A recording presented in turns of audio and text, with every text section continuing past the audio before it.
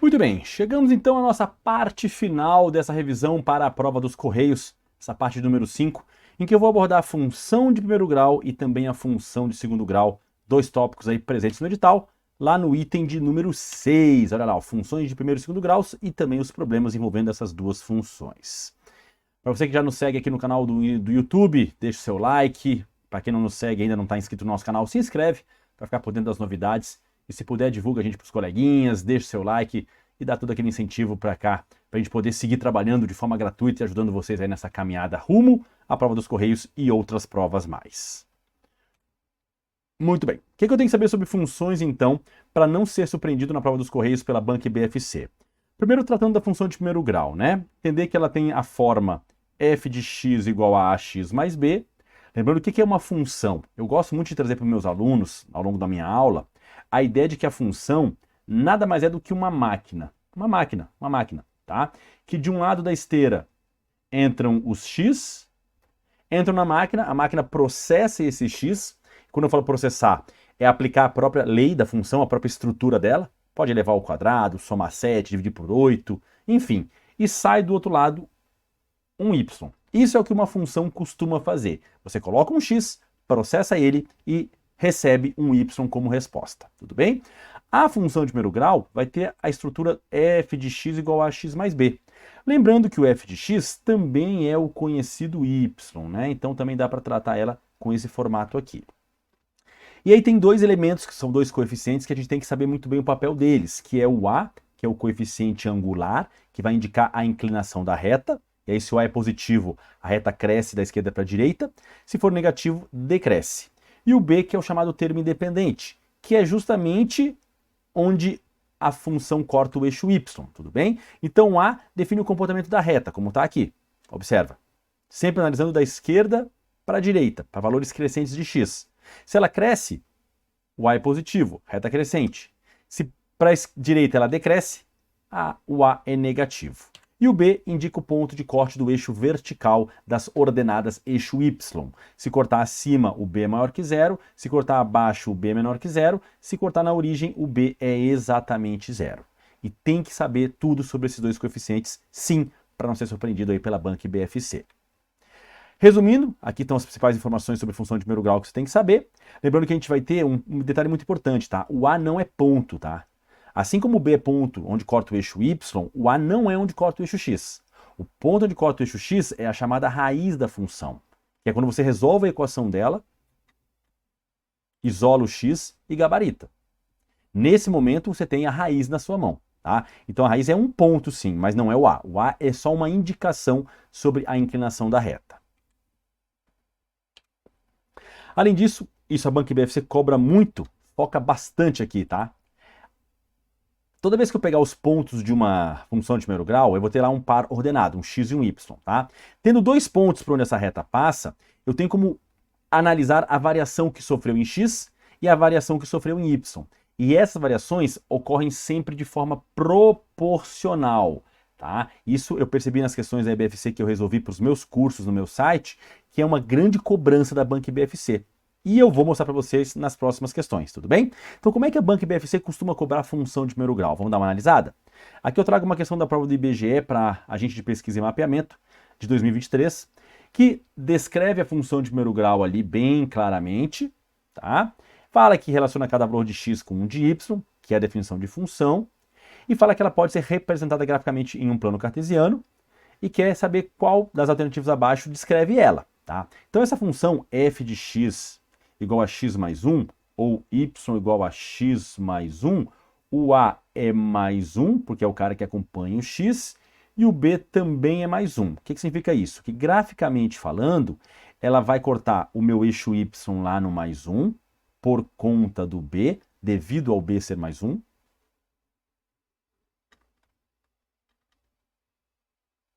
E, como o a é positivo, ela é uma reta crescente, ela vai ser basicamente assim. Tudo bem? Vai ter basicamente esse comportamento. Certo? Com isso, o que eu posso já eliminar? Dizer que a reta é vertical está errado. Vertical seria uma reta totalmente em pé. Não é.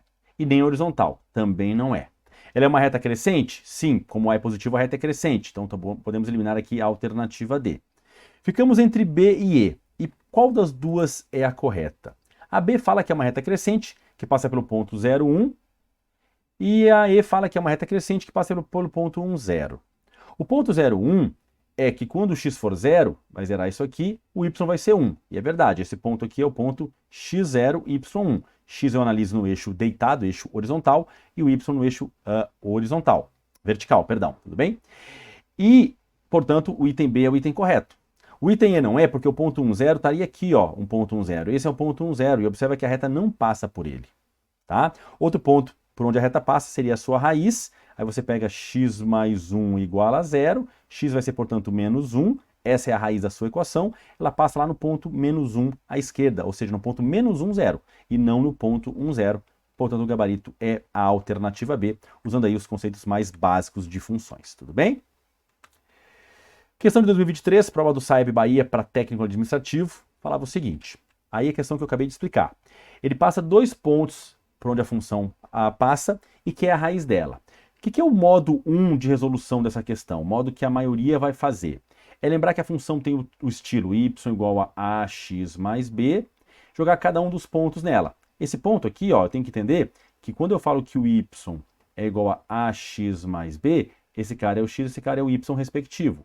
Esse cara é o x, esse é o y respectivo. Então vou jogar o primeiro ponto ali. Quando o x for 2, o y é 3. Então troco o x por 2 e o y por 3. E no outro ponto, que vai ser o ponto aqui em azul, quando o x é 3, o y é 5. Ou seja, quando o x é 3, o y é 5. Troca o x por 3 e o y por 5.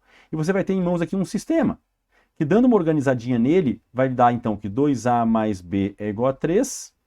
E a outra equação vai me dar que 3a mais b é igual a 5.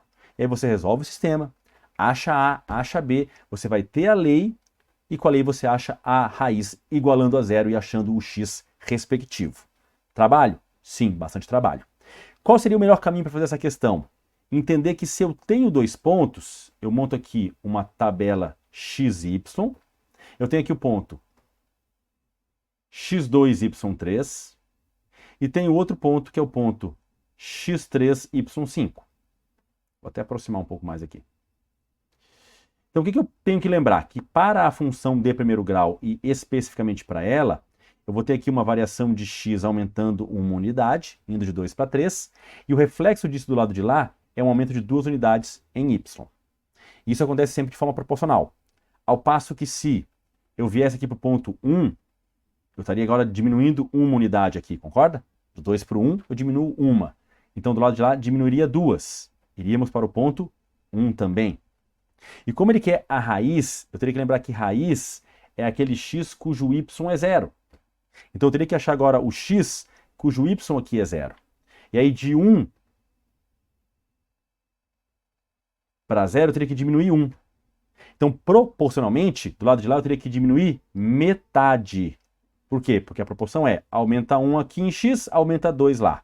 Ah, se diminuir 1 aqui, diminui 2 lá. Tá, mas se lá só diminuir 1, que é a metade de 2, aqui vai ter que diminuir a metade de 1, que é meio. Então 1, se eu diminuir meio, vai para 0,5, que é o gabarito ali na alternativa C. Era só isso? Era só isso. Era só lembrar que as variações em x e em y, na função de primeiro grau, sempre são proporcionais. Então eu achei a primeira variação, e eu trabalho com ela como padrão. Posso, inclusive, fazer uma regra de 3 aqui. Variação em x, variação em y. Quando a variação em x for de mais 1, em y é de mais 2. Aí eu tenho uma variação aqui de y de menos 1. Qual vai ser a variação em x, que eu vou chamar de v? Esse v vai ser menos meio, que é justamente o que variou aqui.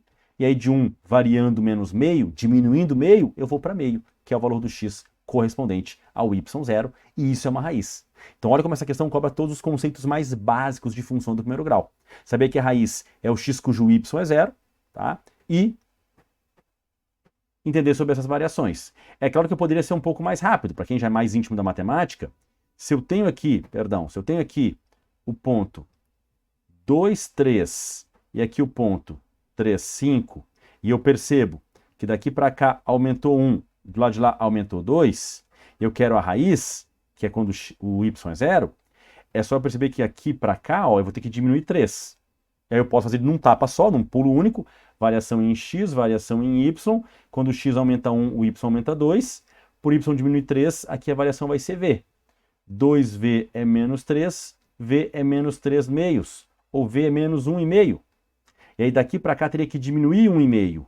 E se eu tenho 2 e diminuir 1,5, eu vou também para o meio, que vai dar o mesmo gabarito. Eu posso ir pulando e posso dar um pulo maior, tudo de forma proporcional. E aí, para fechar nossa análise, resumo, e revisão de função de primeiro grau, uma questão da prova da IBFC para advogado empresarial, prova de nível superior, que trazia essa mesma ideia de funções, tá? Ele dá uma função de primeiro grau, a estrutura dela tradicional, dá 2 pontos dela, né? Aqui o x, aqui o y, aqui o x, aqui o y, e que é f de t menos 1. É uma questão que assusta muita gente, porque nós estamos acostumados a achar o f de t, o f de x, e não f de t mais 1. O que eu poderia fazer aqui? Se ele quer f de t menos 1, no caso, f de t menos 1, e me deu 2 pontos quaisquer, uma alternativa minha é perceber para qual valor de t isso aqui se igualaria ou a 0 ou a menos 2. Você pode escolher um dos dois, o que você quiser primeiro. 0. Se eu quero que aqui dentro sobre um 0, t menos 1 tem que dar 0, então t tem que ser 1. Certo? Concorda comigo? Então, f de t menos 1, se t é igual a 1, se t é igual a 1, é f de 1 menos 1, que é f de 0, e f de 0 tem que dar 1. Tudo bem? Vai ter que dar 1 isso aí, certo? Ou seja, quando eu trocar o t por 1 nas alternativas de resposta, a resposta final tem que ser 1. Para eu não ter que entrar no mérito desse t, eu posso fazer essa jogada. Eu posso forçar com que essa estrutura aqui dê esse resultado, ou esse aqui, já garantindo essa resposta. Então, para o t menos 1 ser igual a 0, é necessário que o t seja mais 1. Então, f de t menos 1 é f de 1 menos 1, que é f de 0. E f de 0 vai dar 1. Troca nas alternativas, então, quando o t for 1, então o y vai ser 1. É o que eu acabei de descobrir. Tá? Troca nas alternativas agora, o t por 1 em todas elas, e vê quais terão resposta final 1. Aí é só fazer a conta. Letra A, 3 vezes 1, 3, menos 1, 2. 2 sobre 2 dá 1. Aqui deu 1, fica. Letra B, 3 meios de 1 é 3 meios, mais 1 dá 2,5, não deu 1. Letra C, 3 vezes 1, 3. Mais 1, 4. 4 sobre 3 é 4 terços. Ou se fosse 3 mais 1 terço também não daria 1, também está errado, independente da interpretação que você vai dar. Letra D, 3 vezes 1 dá 3, mais 3 dá 6, sobre 2 dá 3. Também não deu. E letra E, 3 vezes 1 é 3, menos 1 dá 2, 2 sobre 5 não é 2 quintos. Só a letra A é que bate isso. E se eu tivesse escolhido outro ponto, da mesma forma, t menos 1 teria que dar menos 2, então t teria que dar menos 2 mais 1, o t teria que ser menos 1. Então, se o t for menos 1, o y vai ser menos 2. Por quê? Trocando o t por menos 1 aqui, vai dar f de menos 1, que é f de menos 2, e eu tenho a resposta para f de menos 2, que também é menos 2. Então eu teria que trocar todos os t's das alternativas por menos 1, vendo em qual resposta daria menos 2. Vamos lá? 3 vezes menos 1 dá menos 3, menos 1 dá menos 4, sobre 2 dá menos 2. Bateu. É mais rápido isso do que tentar parametrizar a função, sendo bem honesto, tudo bem? Então seria mais fácil uma questão desse padrão, bem difícil, ser feita dessa forma. Você tenta ajustar esse t-1 aos 2x que ele me deu ali, aos 2 valores de domínio que ele me deu ali. Com um só já matamos a questão. Não precisaria fazer os dois, tudo bem? Questão bem interessante.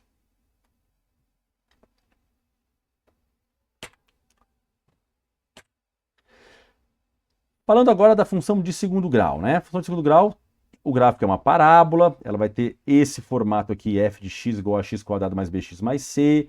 O a tem que existir, b e c podem ser, né, 0. O gráfico é uma parábola, já tem um outro comportamento.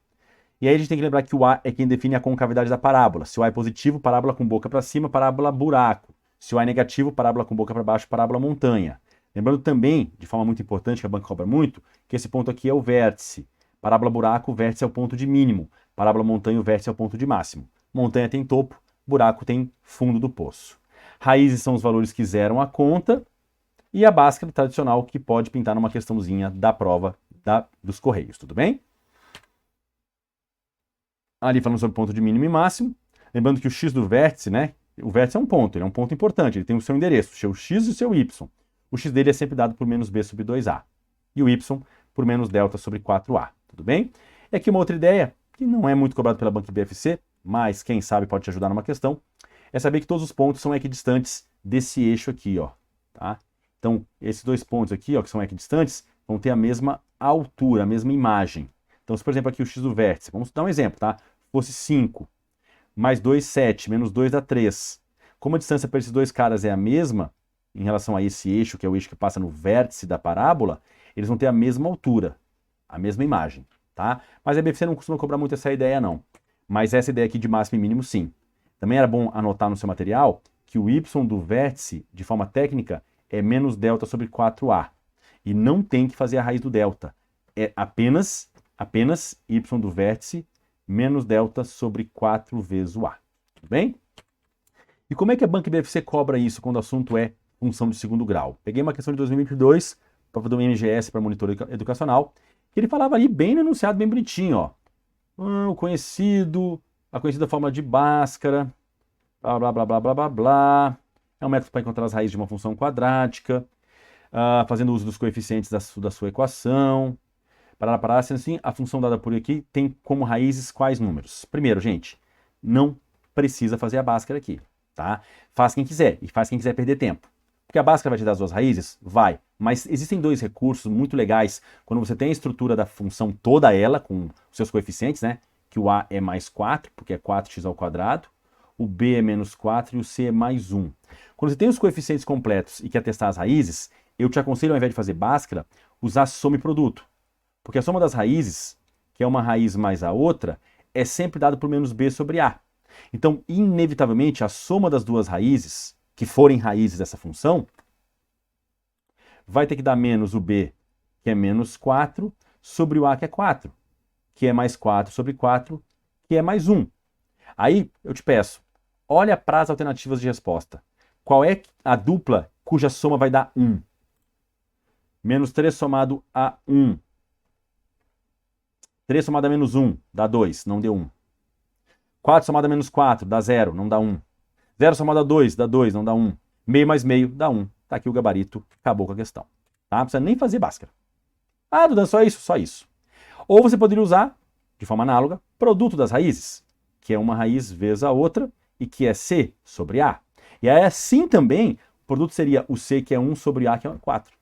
As duas raízes multiplicadas seria que dá 1 quarto. Multiplica menos 1 por 3 dá menos 3, não dá 1 quarto. 4 vezes menos 4 dá menos 16, não dá 1 quarto. 2 vezes 0 dá 0, não dá 1 quarto. Mas meio vezes meio vai dar 1 quarto.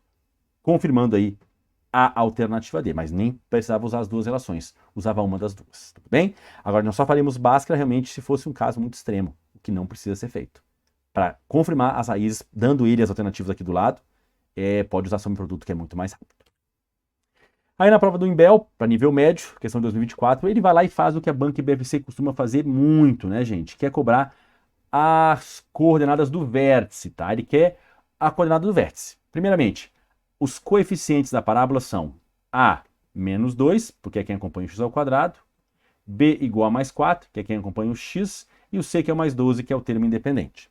Essa parábola, por o a ser negativo, tem boca para baixo, e por isso, e com isso, o vértice tem como ele, né, o seu ponto de máximo. Ele é o ponto de máximo da parábola. Por isso que ele está falando aqui em máximo, porque o a é negativo. Tudo bem? Ok. E aí, o x do vértice é menos b sobre 2a. Tá? Menos b sobre a é a soma. Menos b sobre 2a é o x do vértice. E quem é meu aluno sabe que eu falo sobre isso em aula, né? O x do vértice, coincidentemente, é o ponto médio das duas raízes. Ele está bem na metade do caminho. Ele é a média das duas raízes reais. Se uma raiz é 4 e outra é menos 4, o x do vértice vai ser 0. Por isso que ele é menos b sobre 2a. Ele é menos b sobre a, que é a soma, dividido por 2, que é a média. Então o x do vértice é a média das duas raízes, sempre. Então aqui vai ser menos o b, que é 4, sobre 2a e o a é menos 2, dá menos 4 por menos 4, que é mais 1. Então o x do vértice é 1, que acontece aqui e aqui, eliminando já todas as outras alternativas. Agora, para achar o y do vértice, nós temos duas alternativas. Ou eu faço menos delta sobre 4a e perco um tempão achando o delta, e até podendo errar por uma continha simples, ou eu aplico o x do vértice na função. Por quê? Porque se o vértice é um ponto, ele vai ter um x e vai ter um y. E a função não faz isso? Ela não pega um x, aplica e devolve um y como resposta na saída da máquina?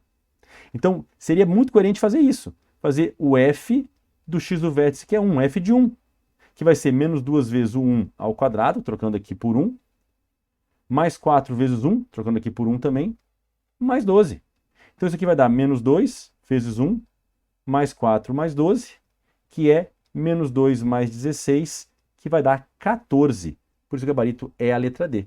Quando o x do vértice é 1, o y dele é 14. Tá? E seria bem mais fácil fazer essa continha aqui do que achar o y do vértice. Agora, se o seu x do vértice, lá mais 1, fosse quebrado, meio, 1/3, aí faz por aqui, senão vai dar muito trabalho. Mas se o teu x do vértice é um número inteiro e você procura o y do vértice, pega o próprio x do vértice e aplica na função. A tua resposta, que está aqui, ó, 14, é o y do vértice.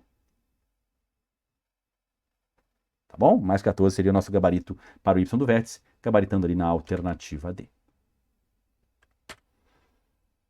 E para fechar nossa super revisão aí para a prova dos Correios, lembra, a gente abordou todos os tópicos do edital, trouxemos aí boas questões da banca, mostrando o que ela vai cobrar. Te garanto que se você rever essas questões, souber fazê-las, você não vai ser surpreendido na prova dos Correios ali em dezembro, tá? Tenho certeza disso, porque a banca não vai inovar. É uma banca muito honesta, muito justa, e ela quer que você saiba justamente esses conceitos que eu trouxe para vocês nessas revisões. Então deixa seu like aí, se inscreve no canal e, puder, divulga a gente para os coleguinhas, tá bom? Considere a função de segundo grau aplicada ali, essa aqui é a mais difícil de todas, tá? Se bobear de toda a revisão. Ele quer o valor de P para que essa função tenha duas raízes reais iguais. Para começar, gente, isso vem lá do conceito de função de segundo grau. Para ter duas raízes reais iguais, é preciso que o delta seja zero, tá? E o delta é b ao quadrado menos 4ac. Então, eu preciso que o b ao quadrado menos 4ac seja zero. Isso é por onde eu vou começar a questão. Duas raízes reais iguais é porque o delta é zero. E como o delta é b ao quadrado menos 4ac, eu preciso que isso então dê zero. Quem é o b? O b é o cara que acompanha o x. É 2p, que vai ao quadrado. Menos 4, o a, que é 1, porque é 1x ao quadrado. E o c, que também é p, isso tem que ser zero. 2p ao quadrado é 2p vezes 2p. 2 vezes 2, 4, p vezes p, p ao quadrado. Menos 4p igual a zero. E aí, incidentemente, com muita surpresa, a gente cai numa equação de segundo grau incompleta na variável p. E aí eu vou ter que resolver essa equação incompleta, que 4p ao quadrado menos 4p é igual a zero. Quem é meu aluno sabe que na minha aula de equação de segundo grau, eu abordo essas incompletas. Nesse caso, que ela não tem o termo independente, né? Porque agora é uma equação na variável p, não é na x, mas é a mesma coisa. Então, ela é do tipo 4x ao quadrado menos 4x igual a zero. Eu boto a letrinha p em evidência e tiro um p de cada um. E para esse produto ser zero, quando é que um produto dá zero?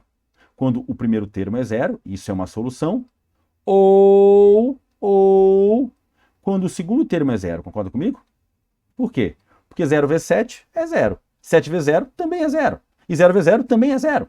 Então, para que um produto de um termo por outro resulte em zero, ou um deles é zero, ou o outro é zero. E aí, para 4p menos 4 dar zero, o 4p tem que ser igual a 4, logo p tem que ser igual a 4 quartos, ou seja, p igual a 1. Portanto, os valores de p, que vão zerar essa estrutura, e que zerando ela zeram o delta, são eles 1 e 0. 1 e 0 na nossa alternativa C. E por que essa questão é tão complexa? Porque é toda uma linha de raciocínio, primeiramente entendendo que duas raízes reais iguais acontecem quando o meu delta é igual a zero, equacionando o delta, trocando lá pelos coeficientes e caindo numa outra equação de segundo grau, em outra variável P. E aí, resolvendo ela, como eu resolvi aqui, você descobre quais valores de P zeram essa conta, e essa conta é o delta. E se zero o delta, eu consigo ter duas raízes reais e idênticas. Por isso o gabarito é a nossa alternativa C. Tudo bem? E assim fechamos, gente, nossa última parte aí da revisão para os Correios, trazendo aí tudo que a banca e BFC costuma cobrar de mais importante, né? É claro que isso é só uma revisão, Para quem é meu aluno do site sabe que nós tivemos todas essas aulas abordadas em videoaulas bem curtas, bem dinâmicas, mais de 100 questões da IBFC abordadas em videoaulas para vocês também, tanto o curso de questões como o curso completo de teoria mais questões para os Correios. E aqui no nosso canal do YouTube tem essa revisão gratuita e mais algumas aulinhas gratuitas para o IBFC que também já foram postadas. Boa prova para vocês dia 15 de dezembro. Fiquem, é dia 15 de dezembro, se não me engano, tá? Fiquem bem, minha cabeça já está a milhão nesse fim de ano, mas é 15 de dezembro sim. Fiquem bem, fiquem tranquilos e façam a prova da melhor maneira possível. Pensem bastante. A Banca IBFC não quer milagre, ela quer que você saiba o básico. Então pensem sobre todos os conceitos que eu apresentei para vocês ao longo dessa aula de revisão. Nos segue no Insta, se inscreve no nosso canal do YouTube e ajuda a divulgar nosso trabalho para o teu coleguinha aí, para o teu grupo de estudos, para fazer com que a gente consiga ajudar cada vez mais pessoas a chegarem bem preparadas para a prova dos Correios. Bons estudos e até a próxima, e boa prova!